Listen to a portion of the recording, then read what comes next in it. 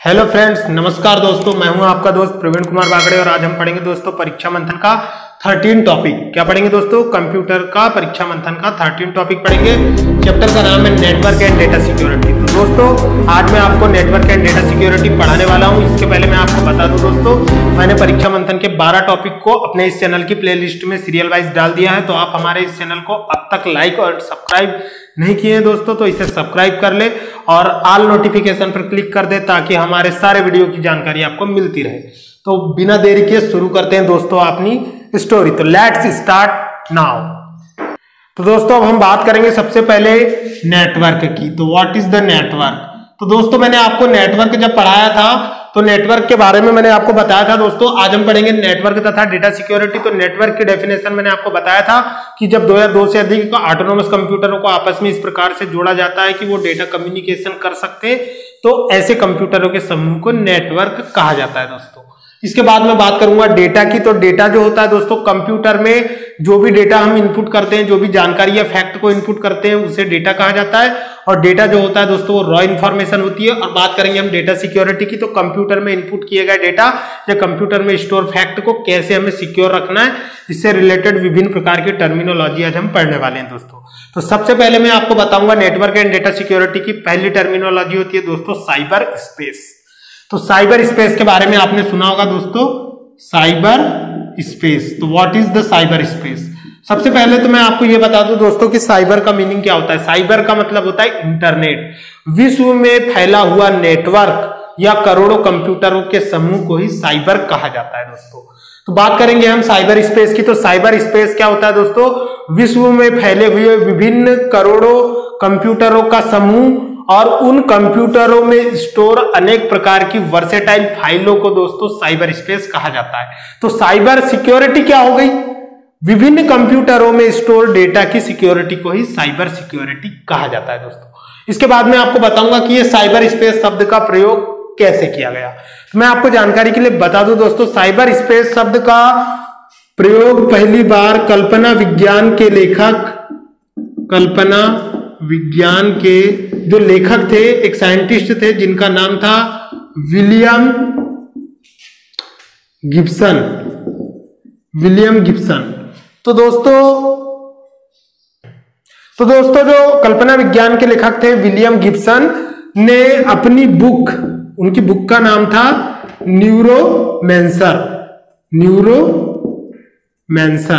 तो दोस्तों न्यूरोमैंसर बुक में 1984 में पहली बार किया। तो दोस्तों मैं आपको बता रहा था कि साइबर स्पेस शब्द का जो है पहली बार प्रयोग कल्पना विज्ञान के लेखक विलियम गिब्सन ने अपनी बुक न्यूरोमैंसर में किया। तो दोस्तों ये जो वर्ड है साइबर स्पेस, ये एक इंटरनेट नेटवर्क में फैले हुए विभिन्न कंप्यूटरों पर स्टोर फाइलों के लिए एक नाम दिया गया साइबर स्पेस, जो कि एक काल्पनिक नाम है दोस्तों और यह नाम सही भी नहीं है। तो आगे बताऊंगा मैं आपको। नेक्स्ट टॉपिक है दोस्तों साइबर वारफेयर। तो बात करते हैं हम दूसरा टॉपिक साइबर वारफेयर। तो दोस्तों वारफेयर का मतलब तो आपको पता ही होगा, वार मूवी भी आपने देखी होगी। तो वार का मतलब होता है दोस्तों युद्ध। वारफेयर क्या होता है? तो मैं आपको जानकारी के लिए बता दूं दोस्तों, वारफेयर का मतलब होता है युद्ध की स्थिति या युद्ध के हालात। लेकिन साइबर वारफेयर क्या होता है? तो मैं आपको जानकारी के लिए बता दूं दोस्तों, कई बार क्या होता है कि जो अदर कंट्री के लोग होते हैं, जो हमारे देश से घृणा रखते हैं या ईर्ष्या रखते हैं, वहां के जो साइबर एक्सपर्ट लोग जो होते हैं वो हमारे देश के वेबसाइट में घुसते हैं, नेटवर्क में घुसते हैं, सेंधमारी करते हैं और डेटा को चुराने की भरकस कोशिश करते हैं दोस्तों। कई बार चाइना अटैकर्स, अमेरिकन अटैकर्स, इसके अलावा पाकिस्तानी अटैकर्स जो होते हैं हमारी इंडियन वेबसाइट को हैक कर लेते हैं। हैक करना मतलब दोस्तों वो हमारी वेबसाइट को प्रॉपरली वर्क नहीं करने देते और कई बार प्रॉब्लम को क्रिएट करते हैं, जिसकी वजह से क्या होता है कि यहाँ पर बहुत सारा डेटा लॉस होता है, बहुत सारी प्रॉब्लम्स क्रिएट होती है। इसे साइबर वार कहा जाता है दोस्तों। जैसे कि मैं आपको जानकारी के लिए बता दूं, आप लोगों ने जीनियस मूवी देखा होगा, बहुत ही अच्छी मूवी है जिसमें साइबर वारफेयर के बारे में बताया गया है। वहां पर हमारे देश की रक्षा एजेंसी के सर्वर को हैक कर लिया जाता है और उसके बाद उसे सुधारने के लिए उसके जो भी मतलब उस मूवी का मेन हीरो था उसे बुलाया जाता है और फिर वो वहां पे जाके उसकी प्रॉब्लम को क्या कर देता है दोस्तों, फिक्स कर देता है। तो इस तरह से दोस्तों आप लोग जानते हैं कि जब दो देशों के बीच में जब दोस्तों युद्ध होता है तो 4 स्पेस में होता है। एक तो लैंड में होता है, एक वाटर में होता है, यानी एक तो लैंड में होता है, एक सी में होता है, एक आपका आकाश में होता है और एक होता है अंतरिक्ष में। 4 प्रकार के वार होते हैं। लेकिन दोस्तों साइबर अटैक जो होता है इसे विश्व का 5वां वारफेयर का क्षेत्र माना जाता है, मतलब कि युद्ध का 5वां क्षेत्र साइबर स्पेस को माना जाता है दोस्तों। तो इसे जो है दोस्तों 5th डोमेन ऑफ वारफेयर कहा जा सकता है, मतलब कि युद्ध का 5वां क्षेत्र भी कहा जाता है दोस्तों। इसके बाद में मैं आपको साइबर क्राइम के बारे में बताने वाला हूं। तो दोस्तों अब मैं आपको साइबर क्राइम के बारे में बताने वाला हूं। तो साइबर का मतलब मैंने आपको बता दिया है कि विश्व के जो करोड़ों कंप्यूटर होते हैं उनमें जो डेटा या फाइलें होती है वो साइबर स्पेस होता है, और साइबर स्पेस में जो क्राइम किए जाते हैं उसे साइबर क्राइम कहा जाता है। तो दोस्तों मैं आपको जानकारी के लिए बता दूं कि कंप्यूटर और इंटरनेट की सहायता से कंप्यूटर नेटवर्क में किए जाने वाले विभिन्न प्रकार के गैर कानूनी कार्यों को या अपराधों को साइबर क्राइम कहा जाता है। कंप्यूटर नेटवर्क या इंटरनेट में कंप्यूटर और इंटरनेट की सहायता से किए जाने वाले गैर कानूनी और आपराधिक कार्यों को साइबर क्राइम कहा जाता है। दोस्तों साइबर क्राइम एक बहुत बड़ा क्राइम है और इसके बारे में एमपीपीएससी में बहुत से क्वेश्चन आते हैं, जिससे रिलेटेड अधिनियम मैं इस वीडियो के लास्ट में बताने वाला हूं। तो आपको वीडियो को अंतिम समय तक देखना है और हमारे इस चैनल को सब्सक्राइब करना है। तो दोस्तों साइबर क्राइम जो होता है वो इंटरनेट पर किया जाने वाला क्राइम होता है, जिससे दोस्तों मैं अब आपको बताने वाला हूं कि साइबर क्राइम क्या क्या होते हैं। तो यानी साइबर क्राइम के एग्जाम्पल। तो दोस्तों सबसे पहला एग्जाम्पल होता है इंटरनेट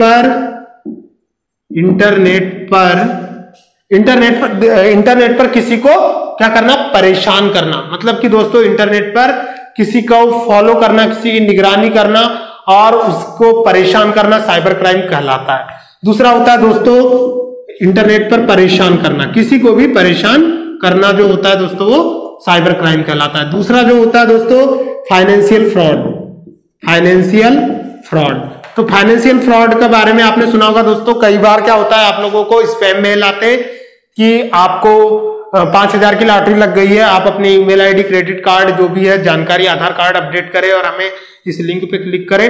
तो दोस्तों आपको ऐसे बिल्कुल भी झांसे में नहीं फंसना है और आपको अपनी पर्सनल इंफॉर्मेशन को नेट पर किसी को नहीं देना है, क्योंकि आप जो है फाइनेंशियल फ्रॉड का शिकार हो सकते हैं। अगर आप अपना क्रेडिट कार्ड नंबर या आधार कार्ड नंबर किसी को भी ईमेल आईडी पर शेयर करते हैं तो दोस्तों इससे आपको फाइनेंशियल फ्रॉड होने के चांसेस है। इसके अलावा दोस्तों नेटवर्क, तीसरा जो होता है साइबर क्राइम के अंतर्गत होता है नेटवर्क तथा डेटा को नुकसान पहुंचाना। नेटवर्क तथा डेटा को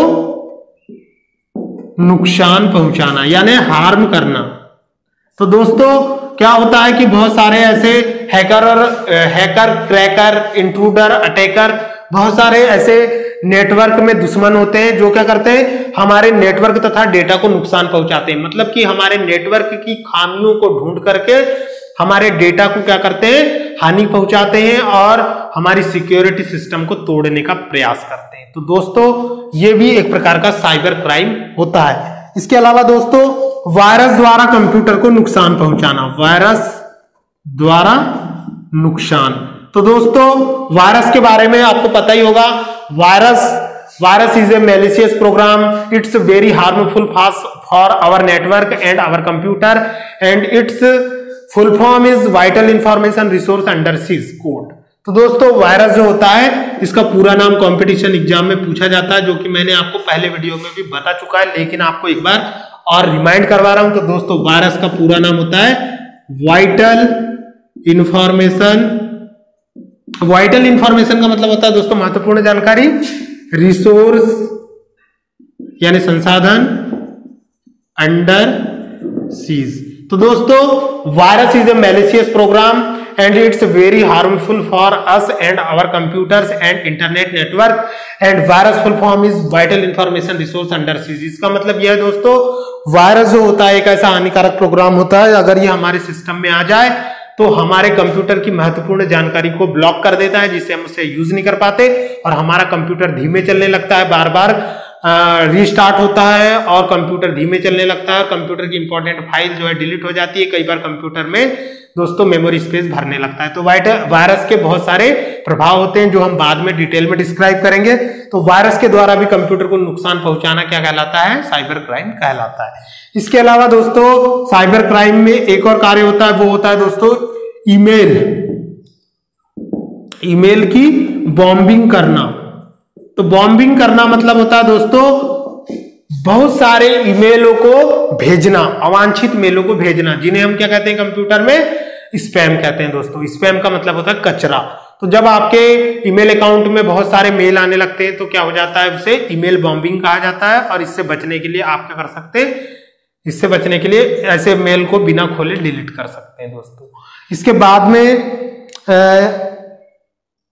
इंटरनेट पर गैर सामाजिक तत्वों को डालना और इंटरनेट पर अनावश्यक चित्रों को भेजना भी एक प्रकार का साइबर क्राइम होता है दोस्तों। जैसे अगर आप किसी को फेसबुक में गलत प्रकार के कंटेंट भेजते हैं या अनयूजफुल डेटा भेजते हैं तो वो भी एक प्रकार का साइबर क्राइम कहलाता है दोस्तों। इसके बाद में मैं आपको साइबर क्राइम से बचने के उपाय बताऊंगा, how to prevent cyber crime. आगे बढ़ते हैं। तो दोस्तों अब मैं बताने वाला हूं आपको कि साइबर क्राइम से कैसे बचे, way to prevent cyber crime. तो दोस्तों साइबर क्राइम से बचने के बहुत से तरीके हैं जिनके बारे में मैं आपको डिटेल में डिस्क्राइब करने वाला हूं। सबसे पहले बताऊंगा दोस्तों कि साइबर क्राइम से कैसे बचे। तो दोस्तों सबसे पहले ये समझ लीजिए कि साइबर क्राइम क्या है। जो मैंने आपको पहले ही बताया कि इंटरनेट में कंप्यूटर और इंटरनेट की सहायता से किए जाने वाले अपराधों को साइबर क्राइम कहा जाता है। इससे बचने के लिए आपको कंप्यूटर सिक्योरिटी को अप्लाई करना पड़ता है। तो कंप्यूटर सिक्योरिटी के विभिन्न टूल्स जो होते हैं वो मैं आज आपको बताने वाला हूं। तो सबसे पहला तरीका होता है दोस्तों लॉग इन आईडी और पासवर्ड। तो दोस्तों आप अगर इंटरनेट में साइबर क्राइम से बचना चाहते हैं तो अगर आप इंटरनेट का यूज कर रहे हैं तो आपको अपनी लॉगिन आईडी और पासवर्ड को हमेशा सिक्योर रखना चाहिए, प्राइवेट रखना चाहिए, किसी से शेयर नहीं करना चाहिए, जिससे आप साइबर क्राइम से काफी हद तक बच सकते हैं दोस्तों। अगर आपका फेसबुक का पासवर्ड है या फिर आपके मोबाइल का पासवर्ड है या फिर आपके जीमेल अकाउंट का पासवर्ड है या आपका यूट्यूब अकाउंट का पासवर्ड है तो उसे आपको बिल्कुल शेयर नहीं करना है दोस्तों। तो लॉगिन आईडी और पासवर्ड को आपको समय समय पर बदलते रहना है और लॉगिन आईडी नहीं दोस्तों, पासवर्ड को समय समय पर बदलते रहना है। इसके अलावा एक और एडिशनल फीचर होता है दोस्तों जिसकी सहायता से आप अपने अकाउंट को और अधिक सिक्योर रख सकते हैं, जिसे कि हम दोस्तों टू फैक्टर ऑथेंटिकेशन भी कहते हैं। Two factor authentication. तो ये क्या होता है दोस्तों, आप जो है अपना फेसबुक अकाउंट अगर बनाते हैं या फिर व्हाट्सएप अकाउंट बनाते हैं तो जब भी आप अपने अकाउंट में लॉगिन करते हैं तो टू फैक्टर ऑथेंटिकेशन क्या होता है दोस्तों, आपके मोबाइल नंबर पर एक ओटीपी जनरेट करके भेजता है जो ओनली 10 मिनट के लिए एप्लीकेबल होता है, उसके बाद ये एक्सपायर हो जाता है। तो जब भी आप लॉगिन करते हैं किसी न्यू डिवाइस में, न्यू ब्राउजर में, तो दोस्तों आपको एक कोड भेजा जाता है जिसकी सहायता से आप हर बार एक नए सिरे से लॉगिन कर सकते हैं। तो ये आपके अकाउंट की सिक्योरिटी के लिए ज्यादा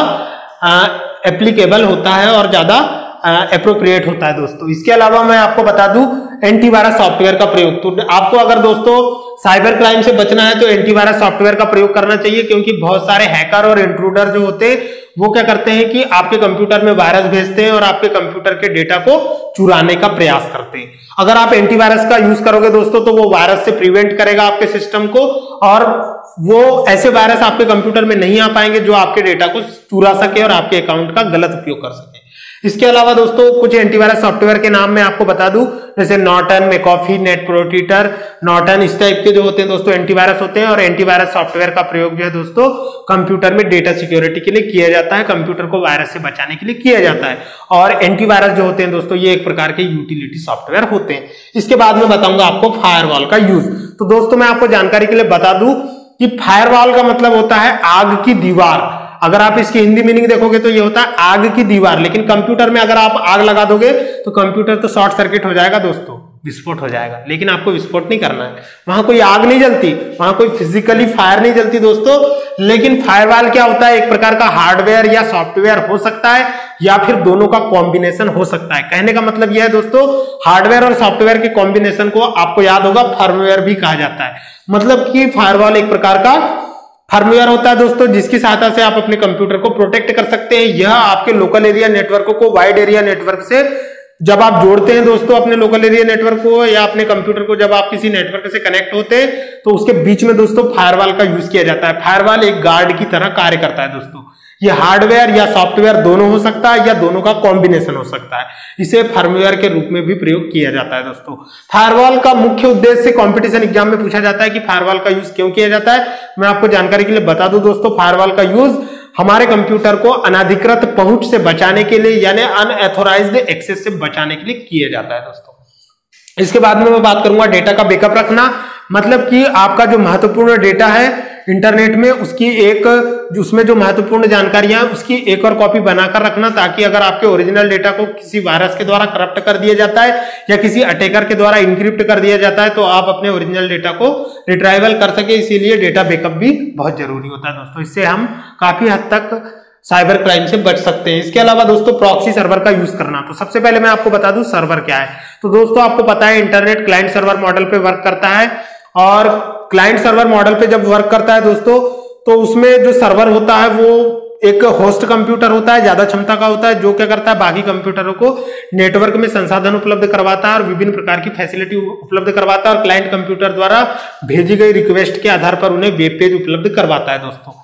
तो प्रॉक्सी सर्वर जो होता है एक प्रकार का मैनेजर होता है, जो कि मेन सर्वर और क्लाइंट के बीच में होता है, जो एक फिल्टर की तरह कार्य करता है और क्लाइंट के द्वारा भेजी गई रिक्वेस्ट को जांचता है और फिर उसे मेन सर्वर को भेजता है। जिससे क्या होता है दोस्तों, जो स्ट्रेंजर्स क्लाइंट होते हैं या जो इंट्रूडर होते हैं या जो अटैकर होते हैं या जो हैकर होते हैं, उन्हें प्रॉक्सी सर्वर हमारे सिस्टम को एक्सेस करने से बचाता है, फिल्टर करता है। इसीलिए प्रॉक्सी सर्वर का यूज करना चाहिए दोस्तों। इससे आप साइबर क्राइम से काफी हद तक बच सकते हैं। इसके बाद में बताऊंगा दोस्तों डेटा को इनक्रिप्ट करना। तो आपको मैंने डेटा कम्युनिकेशन पढ़ाया है, तो डेटा कम्युनिकेशन में एक टेक्नोलॉजी होती है दोस्तों जिसके बारे में मैं थोड़ा सी जानकारी दूंगा आपको, जिसे क्रिप्टोग्राफी कहा जाता है। तो व्हाट इज क्रिप्टोग्राफी? तो क्रिप्टोग्राफी दोस्तों एक बहुत ही महत्वपूर्ण टॉपिक है। सीपीसीटी में इससे रिलेटेड बहुत से क्वेश्चन आते हैं, एमपीपीएससी में भी आते हैं, बैंकिंग में भी आते हैं और रेलवे में भी आते हैं। तो दोस्तों what is cryptography? Cryptography is a technique in which we have also encoded our message and send to receiver. दोस्तों क्रिप्टोग्राफी एक ऐसी तकनीक होती है जिसमें हम अपने वास्तविक संदेश को गुप्त संदेश में बदलकर प्राप्तकर्ता को भेजते हैं। ऐसा करने से क्या होता है दोस्तों कि बीच में अगर हमारे डेटा पैकेट लॉस्ट हो जाते हैं या किसी अटैकर या इंट्रूडर के द्वारा गलती से रिसीव कर लिए जाते हैं तो वो उसे डिकोड ना कर सके, मतलब कि अपनी जानकारी को गुप्त रूप से भेजना ही क्या कहलाता है दोस्तों? क्रिप्टोग्राफी कहलाता है। तो क्रिप्टोग्राफी के कुछ एलिमेंट होते हैं जिनके बारे में मैं आपको बताऊंगा। जैसे पहला इसका एलिमेंट होता है दोस्तों इंक्रिप्शन। इंक्रिप्शन का मतलब होता है दोस्तों आपके वास्तविक संदेश को गुप्त संदेश में बदलना। दूसरा होता है दोस्तों डिक्रिप्शन। तो डिक्रिप्शन जो होता है दोस्तों, decryption is a technique in which we have decrypt our data send by sender. तो दोस्तों जो सेंडर के द्वारा गुप्त संदेश भेजा जाता है उसको वास्तविक संदेश में बदलना डिक्रिप्शन कहलाता है। इसके अलावा दोस्तों इसमें होती है एक इंक्रिप्शन की। क्या होती है? एक इंक्रिप्शन की। तो इंक्रिप्शन की जो होता है दोस्तों, इंक्रिप्शन की इज ए कॉम्बिनेशन और collection of multiple process and procedures and rules. मतलब दोस्तों इंक्रिप्शन की जो होती है विभिन्न नियमों का समूह होती है जिनको हम फॉलो करके किसी भी वास्तविक संदेश को गुप्त संदेश में बदलते हैं। इसके अलावा दोस्तों एक होता है इसमें प्लेन टेस्ट। प्लेन टेस्ट जो होता है दोस्तों वो क्रिप्टोग्राफी में जो आपका वास्तविक संदेश होता है उसे प्लेन टेस्ट कहा जाता है। The original message is known as plain test in a cryptography technique. इसके बाद में हम बात करेंगे दोस्तों सिफर टेस्ट की। तो सिफर टेस्ट जो होता है दोस्तों, the encoded message in a cryptography technique is known as a cipher test. तो जो आपका गुप्त संदेश होता है, जो वास्तविक संदेश को गुप्त संदेश में बदला जाता है उसे सिफर टेस्ट कहा जाता है। सिफर टेस्ट को हर कोई नहीं पढ़ सकता, ओनली रिसीवर और सेंडर ही समझ सकते हैं। इसके अलावा दोस्तों इसमें होता है एक और, इसमें अलावा दोस्तों इसमें होती है स्टेनोग्राफी।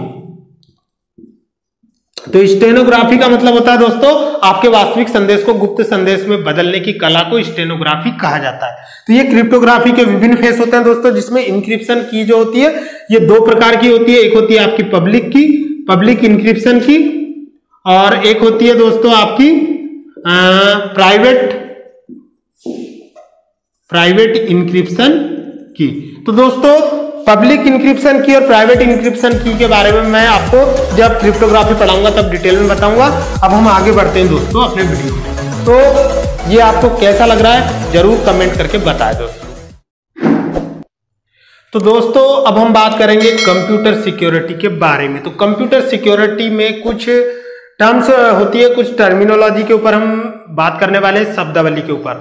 सबसे पहली शब्दावली अपनी स्पैम।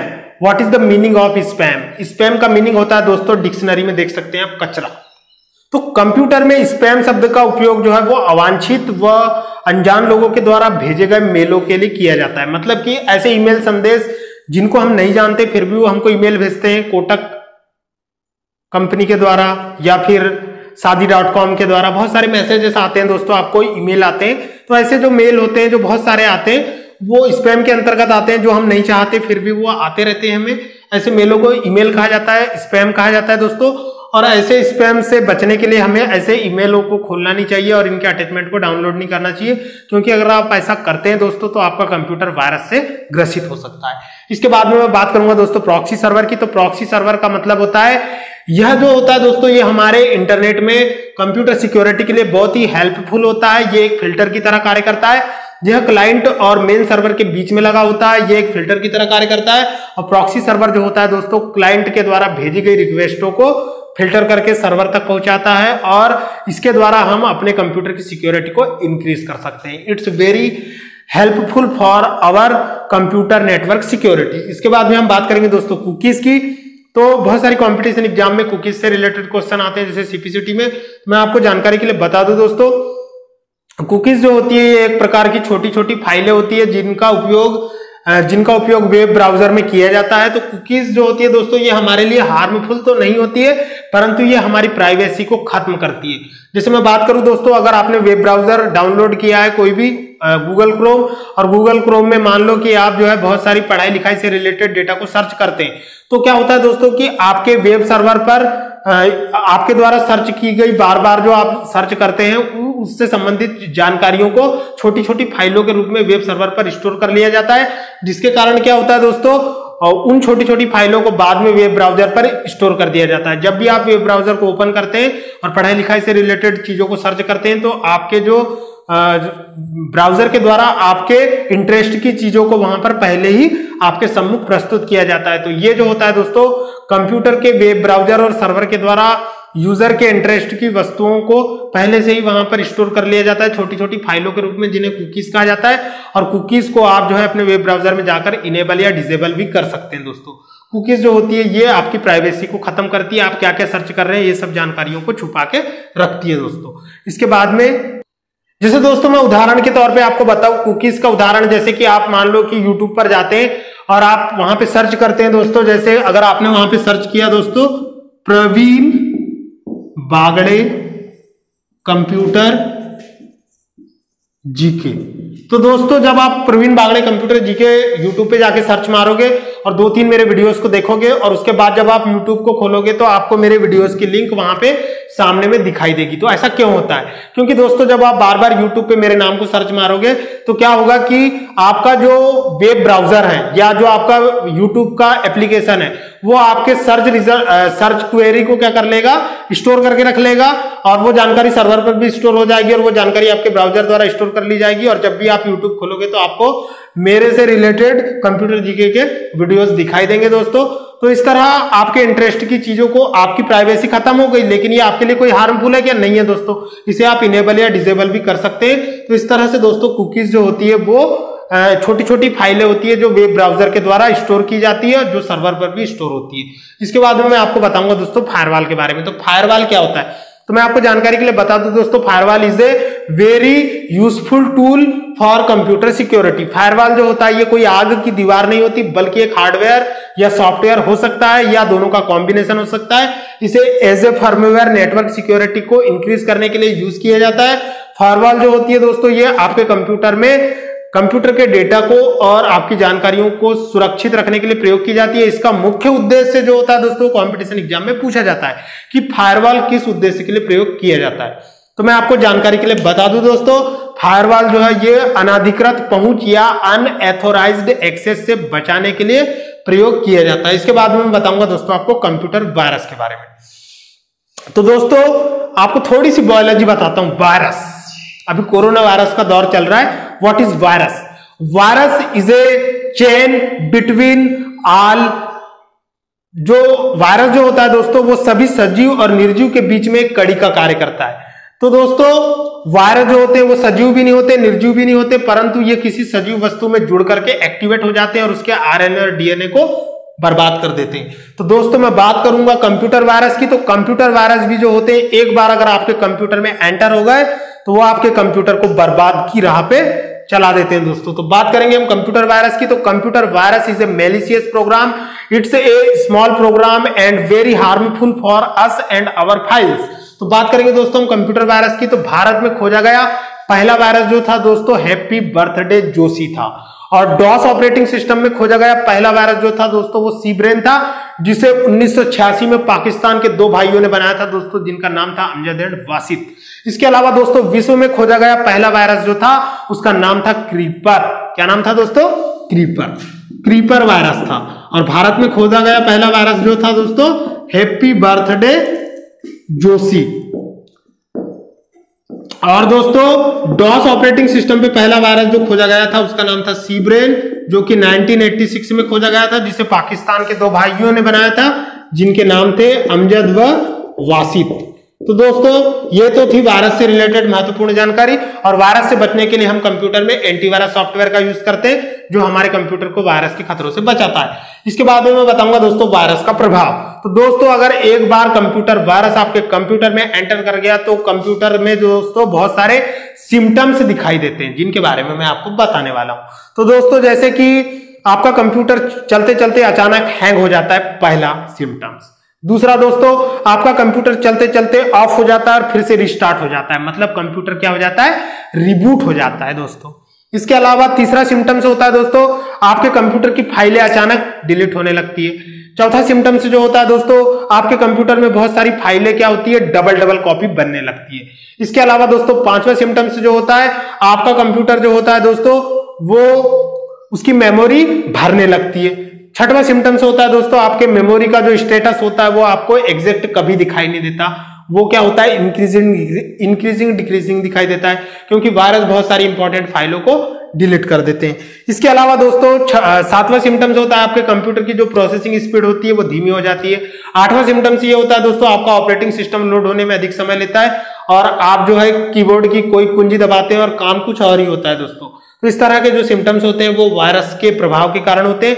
इसके अलावा दोस्तों अगर आपके कंप्यूटर में वायरस आ जाता है तो आपके कंप्यूटर में बहुत सारी प्रॉब्लम्स होती है, जिनसे बचने के लिए आपने अगर नया लैपटॉप परचेस किया है दोस्तों तो उसमें एंटीवायरस जरूर डाल लें, जैसे कि नेट प्रोटेक्टर, नॉर्टन, बहुत सारे एंटीवायरस टूल हमारे मार्केट में अवेलेबल है। अब बात करेंगे दोस्तों हम वॉर्म के बारे में।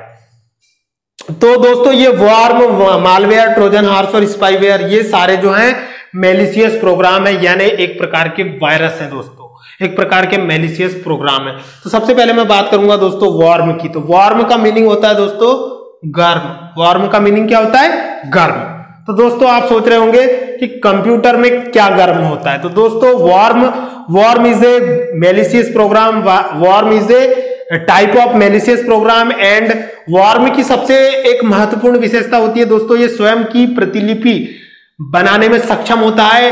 Warm is a self replicating program, ये स्वयं की प्रतिलिपि बनाने में सक्षम होता है और ये जब आपके कंप्यूटर में एंटर हो जाता है दोस्तों तो बहुत सारी फाइलें अपनी क्या करने लगती है? संख्या को बढ़ाने लगती है, बहुगुणित होने लगती है, जिससे क्या होता है एक ही फाइल की जब मल्टीपल कॉपीज बनती है तो आपके सिस्टम का जो मेमोरी एरिया होता है वो कम होने लगता है, जिससे कंप्यूटर की मेमोरी भरने लगती है और आपका कंप्यूटर जो होता है दोस्तों वो स्लो चलने लगता है। कैसे चलता है मैं आपको बताता हूं दोस्तों।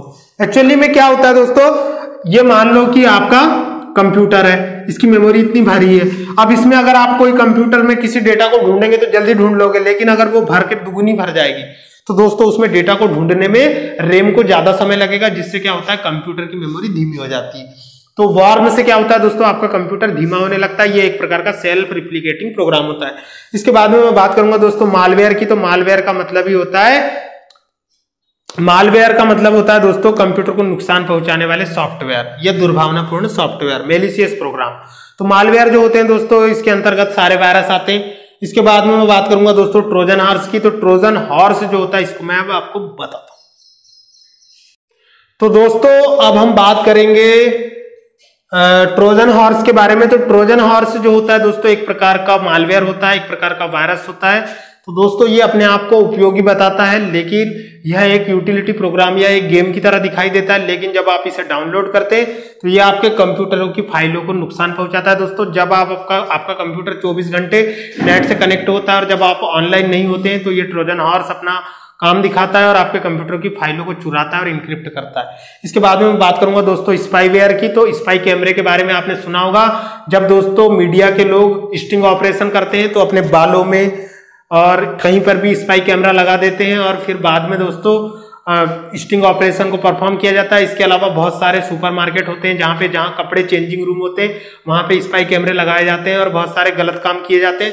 तो दोस्तों ऐसे स्पाई कैमरे से आपको बच के रहना है। हम बात कर रहे थे स्पाईवेयर की, तो स्पाईवेयर का मतलब होता है दोस्तों जासूसी करने वाले वायरस। तो दोस्तों ऐसे वायरस जो होते हैं कंप्यूटर में इंस्टॉल कर दिए जाते हैं जो क्या करते हैं, आपके कंप्यूटर में जासूसी करते हैं। कहने का मतलब यह है दोस्तों कि स्पाईवेयर को अगर आपने इंस्टॉल कर दिया अपने कंप्यूटर में तो कोई दूसरा व्यक्ति अगर आकर आपके कंप्यूटर पे गलत कार्य करता है तो वो वहां पर रिकॉर्ड हो जाता है और फिर हम बाद में जाकर उसे देख सकते हैं। तो दोस्तों स्पाईवेयर के बाद में है कीलॉगर। तो कीलॉगर एक प्रकार का स्पाईवेयर होता है, मैलिशियस प्रोग्राम होता है जो क्या करता है, आपके कंप्यूटर में निगरानी करता है। दोस्तों कीलॉगर सॉफ्टवेयर जो होता है कीबोर्ड में आपने कौन सा पासवर्ड दबाया, कौन सी लॉगिन आईडी यूज किया, इन सबको रिकॉर्ड कर लेता है और इसका उपयोग बाद में फाइनेंशियल फ्रॉड के लिए किया जाता है। तो दोस्तों कीलॉगर जो होता है, बहुत सारी कंपनियां जो होती है अपने कर्मचारियों पे निगरानी रखने के लिए कीलॉगर का यूज करती है। इसके बाद में मैं बात करूंगा दोस्तों, बहुत ही महत्वपूर्ण टॉपिक है, आपको वीडियो को बिल्कुल बीच में एस्केप नहीं करना है। मैं बताऊंगा अब आपको hacker, cracker, password cracking, packet sniffing, patch, scareware और टाइम बम वायरस के बारे में। तो सबसे पहले मैं बताऊंगा दोस्तों आपको हैकर के बारे में। What is hacker? तो दोस्तों अगर आपने हैप्पी न्यू ईयर मूवी देखा होगा तो उसमें देखा होगा शाहरुख खान जो है एक ऑपरेशन करता है, उसमें वो अपने साथ एक हैकर लेके जाता है। तो हैकर क्या करता है, हैकर जो होता है दोस्तों वो कहीं के भी नेटवर्क को हैक कर लेता है, मतलब कि उनके प्रक्रिया को बाधित कर देता है। क्या होता है दोस्तों, हैकर जो होता है वो एक प्रकार का कंप्यूटर एक्सपर्ट होता है जो क्या करता है, नेटवर्क सिक्योरिटी की खामियों को पता लगाकर नेटवर्क के डेटा को चुराता है, डेटा को बदल देता है और डेटा को नुकसान पहुंचाता है। दोस्तों हैकर से बचने के लिए आपको बहुत सारे नेटवर्क सिक्योरिटी टूल्स का यूज कर सकते हैं जैसे कि फायरवॉल। तो हैकर जो होता है दोस्तों वो कंप्यूटर एक्सपर्ट होता है, लेकिन ये सिर्फ नेटवर्क सिक्योरिटी की कमियों का पता लगाता है और ये उतना ज्यादा नुकसानदायक नहीं होता। दोस्तों बात करेंगे क्रैकर की। तो क्रैकर का मतलब होता है दोस्तों पटाखा। क्या होता है? पटाखा। तो दोस्तों कंप्यूटर में क्रैकर का मतलब होता है ऐसा person, cracker is a person who cracks the network security and also perform the financial fraud। मतलब कि दोस्तों क्रैकर एक ऐसा व्यक्ति होता है जो आपके नेटवर्क की कमियों का पता लगा करके आपके साथ फाइनेंशियल फ्रॉड कर सकता है। दोस्तों तो cracker is very harmful compare to hacker. दोस्तों क्रैकर जो होता है ज्यादा नुकसानदायक होता है कंपेयर टू हैकर। इसके बाद में मैं बताऊंगा दोस्तों आपको पासवर्ड क्रैकिंग के बारे में। तो सबसे पहले ये समझना जरूरी है कि पासवर्ड क्या होता है। Password is a combination of string, alphabet and numbers and it's used for log in any password any system security tools. तो दोस्तों पासवर्ड एक शब्दों का समूह होता है जिसकी सहायता से हम किसी सॉफ्टवेयर या तंत्र में लॉग इन कर सकते हैं। तो बात करेंगे हम दोस्तों, पासवर्ड जो होता है एक स्पेशल शब्द होता है जिससे हम किसी भी सॉफ्टवेयर या किसी भी अकाउंट में लॉगिन कर सकते हैं। अब बात करेंगे पासवर्ड क्रैकिंग की। तो password cracking is a simplest technique. दोस्तों पासवर्ड क्रैकिंग एक साधारण तकनीक होती है जिसकी सहायता से हम क्या करते हैं, किसी भी पासवर्ड को तोड़ सकते हैं, क्रैक कर सकते हैं और किसी भी जगह उसका मिसयूज कर सकते हैं। दोस्तों तो password cracking is a also a art. तो पासवर्ड क्रैकिंग एक कला भी होती है जो सभी को नहीं आती, इसके लिए बहुत सारी ट्रेनिंग लेना पड़ता है हमें और हम लोग बहुत सारी हैकिंग को भी परफॉर्म कर सकते हैं। इसके बाद में मैं बताऊंगा दोस्तों आपको packet sniffing. Packet sniffing is a technique in which, इसमें क्या कर सकते हैं दोस्तों, हम जो नेटवर्क में इंटरनेट पर डेटा पैकेट भेजे जाते हैं उन पैकेट को चुरा करके उन्हें डिकोड करना पैकेट स्निफिंग कहलाता है। ये हमारे लिए और नेटवर्क सिक्योरिटी के लिए हार्मफुल होता है। इसके बाद में मैं बात करूंगा दोस्तों पैच की। तो जब कोई भी सॉफ्टवेयर कंपनी किसी सॉफ्टवेयर को बनाती है तो उस सॉफ्टवेयर के साथ में एक छोटा सा सॉफ्टवेयर के साथ में एक पैकेट सॉफ्टवेयर देती है जो क्या करता है, समय समय पर सॉफ्टवेयर में होने वाली प्रॉब्लम को इलिमिनेट करने के लिए यूज किया जाता है। It's called a patch. इसके बाद में बात करूंगा दोस्तों स्केयरवेयर की, जो मैं अब आपको आगे बताता हूं थोड़ा आराम से। तो दोस्तों स्केयरवेयर जो होता है ये एक प्रकार का वायरस का प्रकार होता है, जो क्या करता है कि स्केयरवेयर जो होता है दोस्तों ये एक प्रकार का वायरस का प्रकार होता है, जो कि फ्री एंटीवायरस या फिर थोड़ा सा मैं देख लेता हूं दोस्तों इसे। तो फ्री एंटीवायरस या फ्री सॉफ्टवेयर डाउनलोड करने का आपको लालच दिया जाता है, लेकिन जब आप इसे डाउनलोड करते हैं तो ये क्या करता है, वायरस जो है आपके कंप्यूटर में एंटर कर जाता है और आपके कंप्यूटर को बहुत नुकसान पहुंचाता है दोस्तों। इसके बाद में हम बात करेंगे टाइम बम वायरस की। तो time bomb virus is a type of virus, it's also implement in specific condition. ये स्पेशल टाइम या कंडीशन पर ही मतलब कि परफॉर्म करता है अपने वर्क को। तो दोस्तों टाइम बम वायरस का एक उदाहरण है माइकल एंजेलो वायरस। ये जो वायरस था ये माइकल एंजेलो नाम के एक व्यक्ति थे, उनके बर्थडे के दिन ही ऑपरेट होता था। इसी प्रकार से बहुत सारे ऐसे टाइम बम वायरस होते हैं जो स्पेसिफिक कंडीशन पर परफॉर्म होते हैं। इसके बाद में आपको आगे बताता हूँ। अब मैं आपको बताने वाला हूं दोस्तों फिशिंग के बारे में। What is fishing? फिशिंग का मतलब होता है दोस्तों मछली पकड़ना। फिशरमैन मतलब कि मछुआरा। तो दोस्तों कंप्यूटर में इंटरनेट सिक्योरिटी में एक प्रॉब्लम होती है जिसे फिशिंग कहा जाता है। फिशिंग का बहुत ज्यादा यूज बैंकिंग सेक्टर में किया जाता है। दोस्तों जब आप मछली पकड़ने जाते हैं तो एक छड़ी होती है बांस की, उसमें एक धागा होता है रेशम का, उसमें कई लोग अर्थवर्म यानी कि गेंडवार का यूज करते हैं, कई लोग जो है आटे की लोई का यूज करते हैं और उसे पानी में डालते हैं। मछली उसे खाने आती है और उसके बाद में उसे लगता है कि मेरी तो आज पार्टी हो गई, लेकिन गले में कांटा फंस जाता है और मछली पकड़ ली जाती है। इसे कहा जाता है दोस्तों फिशिंग, यानी बलि का बकरा बनाना, मतलब बकरे को बांधना और शेर को शिकार करना, जिसे कि हंटिंग कहा जाता है दोस्तों। तो हम बात करेंगे फिशिंग की। तो दोस्तों फिशिंग में क्या किया जाता है, मछली को प्रलोभन दिया जाता है और मछली उसे खाती है और फंस जाती है। वैसे दोस्तों इंटरनेट पर आपको बहुत सारे मेल आते हैं और बोला जाता है कि आपको 10,000 की लॉटरी लग गई, आपका क्रेडिट कार्ड के लिए सिलेक्शन हुआ है, आपका लोन के लिए सिलेक्शन हुआ है और आपको अपनी पर्सनल इंफॉर्मेशन मांगी जाती है, या कई बार आपको फोन भी आते हैं कि आपका एटीएम कार्ड बंद हो गया है, आपका आधार कार्ड नंबर दो, एटीएम कार्ड नंबर दो, आपको नया कार्ड जनरेट किया जाएगा। तो दोस्तों मैं आपको जानकारी के लिए बता दूं, बैंकिंग वालों के पास इतना फ्री टाइम नहीं बैठा है कि वो आपको फोन करके बोले कि आपका एटीएम बंद हो गया, नया एटीएम बनवा लो। तो ऐसे कॉल से दोस्तों दूर रहे। हम बात करेंगे फिशिंग की। तो फिशिंग के अंतर्गत दोस्तों बैंकिंग में आपकी पर्सनल जानकारी मांगी जाती है और आपके साथ फाइनेंशियल फ्रॉड किया जाता है। तो ये एक प्रकार का नेटवर्क सिक्योरिटी थ्रेट्स होता है। क्या होता है? Network security threats. इसे क्या बोलते हैं दोस्तों? आपका नेटवर्क सिक्योरिटी थ्रेट। थ्रेट का मतलब होता है दोस्तों हमला। नेटवर्क में सिक्योरिटी में एक प्रकार का हमले का प्रकार होता है, the types of network security threat. Fishing. तो फिशिंग जो होती है दोस्तों वो हमारे लिए काफी हानिकारक होती है। आपको इससे बच के रहना है। किसी को भी इंटरनेट या नेटवर्क पर अपनी पर्सनल इंफॉर्मेशन को शेयर नहीं करना है, खासकर बैंकिंग डिटेल्स को और क्रेडिट कार्ड नंबर्स को। इसके बाद में मैं बताऊंगा आपको डिजिटल सिग्नेचर के बारे में। तो डिजिटल सिग्नेचर जो होता है दोस्तों वो किसी की भी इंटरनेट पर ऑथेंटिकेशन या पहचान या प्रमाणीकरण के लिए प्रयोग किया जाता है। इसका उपयोग दोस्तों ई गवर्नेंस और ई कॉमर्स में किया जाता है।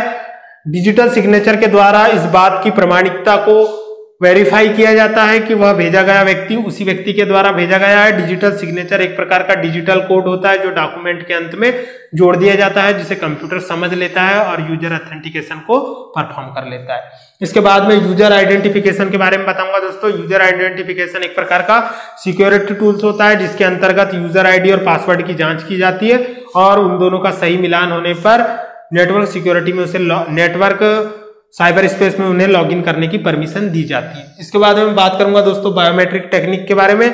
तो biometric technique is very important. Nowadays we perform many operations like as kiosk banking. बात करेंगे दोस्तों कियोस्क बैंकिंग की। वर्तमान समय में बहुत सारे हमारे बुजुर्ग लोग पेंशन के लिए जाते हैं और जो रोजगार गारंटी होती है या फिर बहुत सारे लोग जो बैंकिंग सेक्टर से जुड़े हैं, बैंकिंग अकाउंट को एक्सेस करने के लिए अंगूठे का बायोमेट्रिक स्कैन किया जाता है, जिसके माध्यम से आप अपने अकाउंट संबंधी डिटेल को देख सकते हैं और बहुत सारी जानकारियों को देख सकते हैं। तो दोस्तों आप लोग लाल बर्रा में मेरा एक फ्रेंड है संतोष झाड़ेकर, जिसकी राजा ऑनलाइन चलती है दोस्तों। वहां पर जाके आप लोग गए होंगे तो देखा होगा दोस्तों, वहां पर बहुत सारे लोग जो होते हैं अपना अंगूठा स्कैन करते हैं और वहां पर अपने अकाउंट से संबंधित पैसे निकाल सकते हैं और बहुत सारे कार्यों को परफॉर्म किया जाता है। तो ये बायोमेट्रिक टेक्निक जो है दोस्तों, कोई भी दूसरा व्यक्ति किसी दूसरे व्यक्ति के अकाउंट के पैसे को नहीं निकाल सकता है। ये बहुत ही महत्वपूर्ण और इंपॉर्टेंट फीचर है दोस्तों। ये नेटवर्क सिक्योरिटी के लिए बहुत ही महत्वपूर्ण है। इससे क्या होता है कि आपका अकाउंट सिक्योर होता है, आपके अंगूठे के बिना आपके अकाउंट से कोई पैसा नहीं निकाल सकता दोस्तों। इसके बाद में मैं आपको एमपीपीएससी में पूछे गए बहुत ही महत्वपूर्ण टॉपिक्स को बताने वाला हूँ।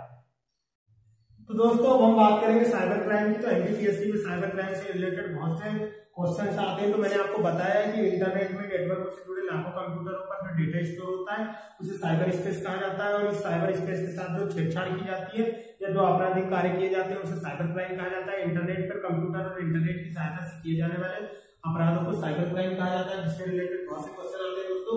सबसे पहले मैं बात करूंगा साइबर क्राइम के टाइप की। तो साइबर क्राइम में टाइप होता है स्पैम, मतलब कि किसी व्यक्ति को अनावश्यक ईमेलों को भेजना स्पैम कहलाता है।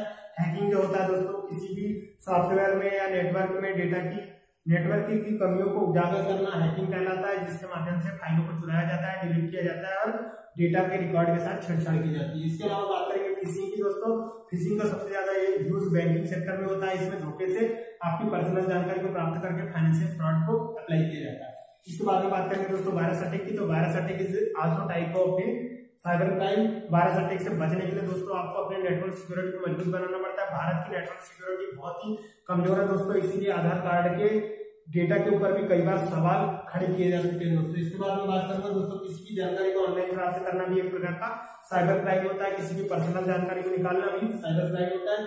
इसके अलावा किसी पर हर वक्त नजर रखना, मतलब कि दोस्तों नेटवर्क में इंटरनेट में आप किसी पर हर वक्त नजर रख रहे हैं, हर वक्त उसकी जानकारियों को एक्सेस कर रहे हैं, तो वो भी एक प्रकार का साइबर क्राइम होता है। इसके अलावा दोस्तों जानकारी को मिटाना या फेरबदल करना या किसी के आईडी और पासवर्ड का पता लगाकर उसकी जानकारी को मिटाना या उसमें फेरबदल करना या उसकी प्रोफाइल पिक्चर को चेंज करना या किसी की आईडी को खोलकर किसी दूसरे व्यक्ति से गलत प्रकार की बातचीत करना भी एक प्रकार का साइबर क्राइम होता है। इसके बाद में बताऊंगा दोस्तों आपको कुछ महत्वपूर्ण एक्ट्स के बारे में जो एमपीपीएससी में क्वेश्चंस आते हैं। सबसे पहले मैं बात करूंगा दोस्तों कि cyber law. What is cyber law? दोस्तों हमारे देश में आपको मैं बता दूं कि संविधान जो है हमारे देश का, जो इंडियन कॉन्स्टिट्यूशन है, जिसके रचयिता डॉक्टर बाबा साहेब भीमराव अम्बेडकर भारत रत्न जो है दोस्तों, उन्होंने हमारे देश में बहुत बड़ा कानून बनाया है। लेकिन बाद में जब सूचना प्रौद्योगिकी दुनिया में आई दोस्तों, तो उसके बाद में हमारे देश के लोगों ने साइबर लॉ को बनाया। तो भारत में सबसे पहला साइबर लॉ जो है दोस्तों सूचना प्रौद्योगिकी अधिनियम 2000, मतलब कि information technology law, cyber law, जिसे कि हम साइबर लॉ के नाम से जानते हैं दोस्तों, 2000 में आया। साइबर लॉ एक्ट 2000 दोस्तों, ये सबसे पहले भारत में आया। भारत का पहला साइबर लॉ है इंफॉर्मेशन टेक्नोलॉजी एक्ट 2000। तो ये जो है दोस्तों जिसमें इस बात का निर्धारण किया गया कि अगर कोई व्यक्ति इंटरनेट पर कोई साइबर क्राइम करता है तो उसके लिए विभिन्न प्रकार की धाराएं डिसाइड की गई और उसके लिए दंड का प्रावधान किया गया। तो दोस्तों इसके बाद में दूसरा फैक्ट है दोस्तों, सूचना प्रौद्योगिकी अधिनियम की धारा 66 AF के अंतर्गत दोस्तों साइबर आतंकवाद को जगह दी गई और जो व्यक्ति साइबर आतंकवाद के लिए दोषी पाया जाता है उसे दंड का प्रावधान है। आप लोगों ने मूवी हॉलीडे देखा होगा दोस्तों, उसमें क्या होता है कि साइबर आतंकवाद किया जाता है। बहुत सारे स्लीपर सेल होते हैं जो कि हमारे देश में एक्टिव है और पाकिस्तान के लोगों के साथ मदद करते हैं, ऐसा उस मूवी में दिखाया गया है दोस्तों। इससे इसका वास्तविकता से कोई संबंध नहीं है, लेकिन उस मूवी में ऐसा दिखाया गया है दोस्तों। तो ये एक प्रकार का साइबर क्राइम है दोस्तों। अगर इस टाइप के कार्यों में अगर कोई व्यक्ति लिप्त पाया जाता है तो उसे साइबर क्राइम की धारा 66 AF के तहत उस पर कार्रवाई की जाएगी। इसके अलावा दोस्तों राष्ट्रीय साइबर सुरक्षा नीति 2013, इसके तहत NCIBC की स्थापना की गई। तो दोस्तों राष्ट्रीय साइबर सुरक्षा नीति जो है, इससे संबंधित जो ये नीति है दोस्तों, कॉम्पिटिशन एग्जाम में पूछा जाता है कि राष्ट्रीय साइबर सुरक्षा नीति कब आई, तो ये 2013 में आई दोस्तों। कब आई? 2013 में आई। इस फैक्ट को आपको बिल्कुल रट लेना है। इसके अलावा दोस्तों भारतीय टेलीग्राम अधिनियम, तो अंग्रेजों के समय से ही भारत में भारतीय टेलीग्राम अधिनियम आ चुका था, जो कि 1885 में आ गया था, 1 अक्टूबर 1885। तो इसके तहत दोस्तों हमारे देश की राष्ट्रीय अखंडता और संप्रभुता को बनाए रखने के लिए किसी भी व्यक्ति के टेलीफोन को टैप किया जा सकता है, रिकॉर्ड किया जा सकता है। गवर्नमेंट को ये पूरी इस बात की अथॉरिटी होती है दोस्तों। तो दोस्तों महाराष्ट्र सरकार ने एक साइबर सेफ ऐप, दोस्तों एक साइबर सेफ नाम का ऐप था जिसे महाराष्ट्र सरकार ने लॉन्च किया है, जहां पर दोस्तों अभी उद्धव ठाकरे की सरकार चल रही है, हमारे देश के वो माने जाने नेता है, बहुत अच्छे अच्छे काम कर रहे हैं वो भी। उन्होंने साइबर सेफ ऐप नाम का एक ऐप लॉन्च किया था दोस्तों। तो इस ऐप को महाराष्ट्र सरकार ने लॉन्च किया था और ये साइबर अपराधों को रोकने के लिए बहुत ही कारगर साबित हुआ था।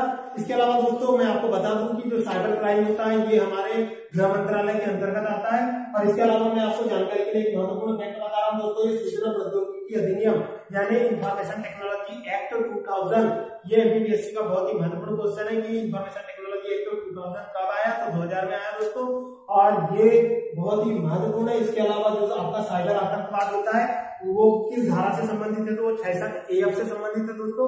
इन दोनों क्वेश्चनों को आपको बिल्कुल रट लेना है। आपको मेरा वीडियो कैसा लगा कमेंट के द्वारा हमें जरूर बताया दोस्तों। मिलते हैं अगले वीडियो में, तब तक के लिए थोड़ा आराम करते हैं दोस्तों। टाटा बाय बाय, खुदा हाफिज़।